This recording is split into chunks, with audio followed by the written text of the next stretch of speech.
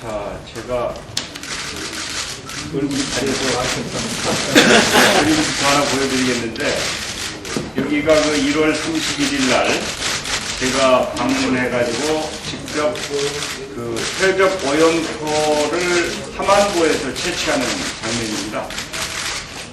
이 함안보에 이제 그 가물막이를 만들고 있는 데서 이런 퇴적 오염토가 상당히 그 광범위하게 발견되어서 그 오염토를 채취를 해가지고 지난 한 달 동안에 우리가 이 시료를 시험소에서 정밀 검사를 했습니다. 그 결과가 나왔기 때문에 오늘 제가 이것과 관련해서 좀 몇 말씀 드리고자 합니다. 금방 말씀드린 것처럼 지난 1월 31일 저와 우리 당 의원님들이 함안도를 방문해서 가물막이 공사 현장에 쌓여있는 퇴적 오염토의 시료를 채취를 했습니다. 그래서 그 시료를 믿을만한 시험소에 보내서 이 시험 분석한 결과가 나왔는데, 그 결과에 의하면 절대 이대로 그냥 준설을 해서는 안 되겠다, 이걸 멈추고 정밀검사를 해야 되겠다고 하는 판단을 했습니다.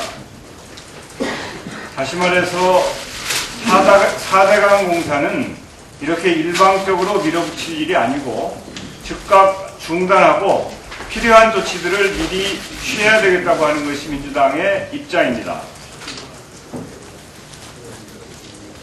우선 아까 말씀드린 것처럼 이 퇴적 오염토가 문제가 있을 것이다 라고 학계에서도 이야기를 하고 시민사회에서도 얘기를 하고 저희 민주당의 특위위원들도 이거 잘못하다가는 큰일 나겠구나, 그래서 시료 채취를 해서 분석을 해봤는데 그 시료 분석 결과가 아주 충격적입니다.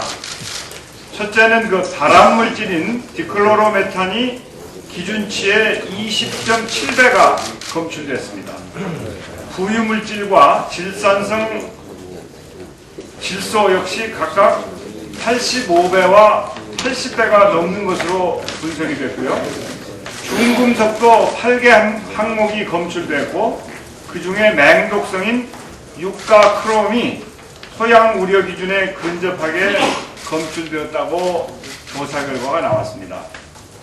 이런 상태에서 만약에 본격적으로 준설을 한다고 하면 이것은 국민 건강을 크게 위협할 우려가 있습니다. 다시 말해서 중금속이나 환경 호르몬 등 유해한 물질이 하천변으로 유출되는 것이 불가피하다. 그러면 이 하천물을 채취해서 식수로 사용하는데 이 식수의 오염은 누가 책임지겠는가? 이거 절대 있어서는 안 되겠다.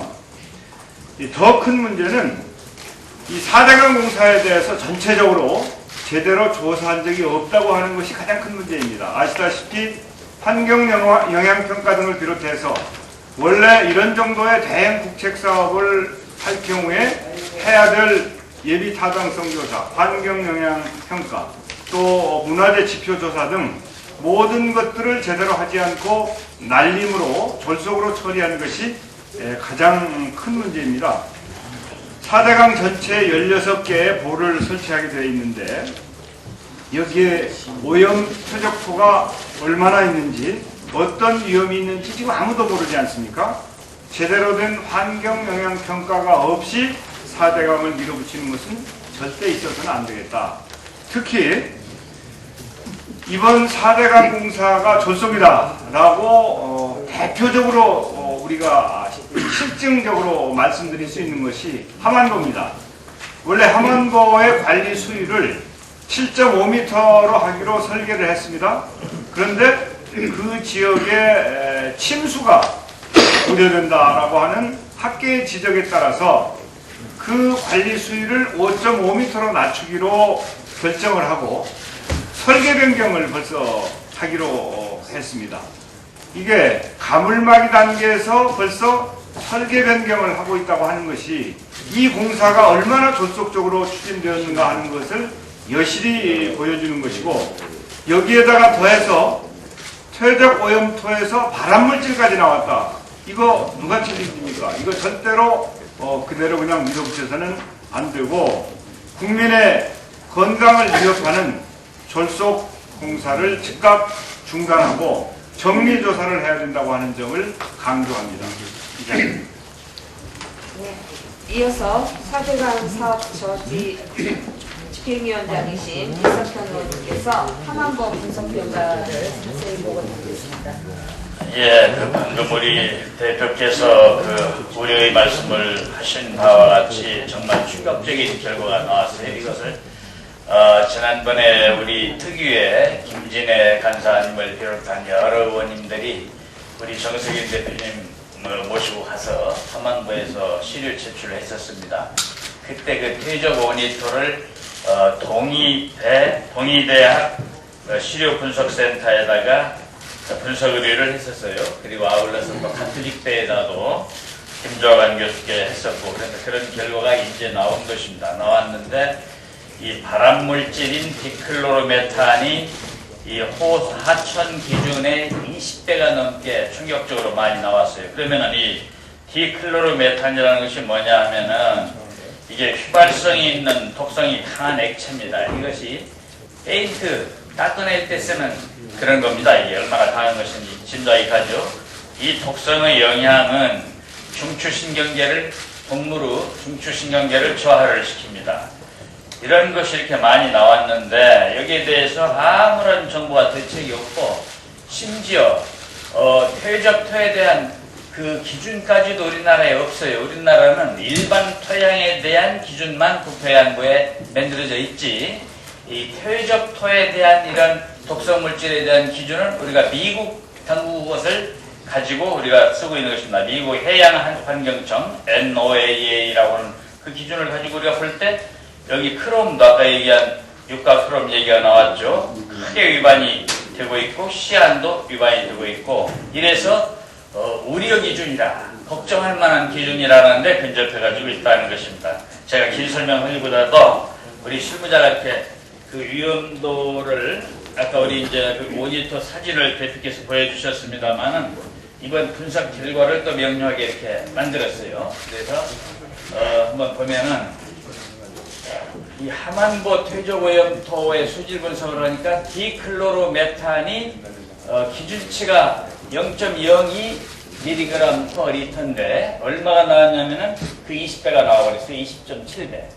그 밑에 SS 부유물질이라고 하는 것이 기준치가 25mg/L 이하여야 되는데 85배가 나왔어요. 이건 하천의 수질 환경을 기준하는 척도가 되는 것입니다.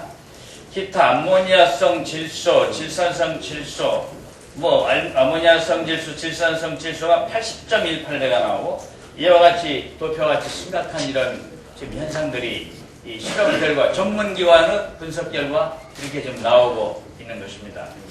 그렇다면은 여기에 대해서 과연 이대로 넘어가도 되겠는가? 정부가 마치 그냥 배 아프다고 하는 사람한테 배 아픈 아이들한테 마크론 발라주면서 괜찮다 괜찮다듯이 국민한테 괜찮다만 하고 지금 넘어가려고 하는데 그래서는 안 되고 적극적으로 우리 국회에서 국회와 또 학계와 그리고 이 환경단체 전문가들이 함께하는 그러니까 국회와 국민이 함께하는 그런 검증위원회를 국회에다 만들어서 이런 위험성에 대해서 이걸 어떻게 처리하고 갈 것인가를 분석해야 된다고 우리는 생각하고 있습니다. 이 퇴적 모니터의 양이 얼마나 되는 거냐면요. 이 낙동강에서만 나오는 양이 남산 크기의 8.5배입니다. 이렇게 많은 양이 나오게 됐습니다. 이번에 캐내려고는 사업 계획에 있는 양입니다. 이게. 이렇게 많은 것을 도대체 어떻게 처리하는가. 그럼 이제 어떤 사람이 이렇게 말해요. 그러니까 판매하는 거 아니냐. 옛날에 그 팔당호가 오염이 심하니까 팔당호로 들어가는 경안천을 바로 이렇게 긁어내자고 했었습니다. 몇 년 전에 퇴적토를 긁어내자. 긁어내기 시작했어요. 한때 여러 해 전입니다.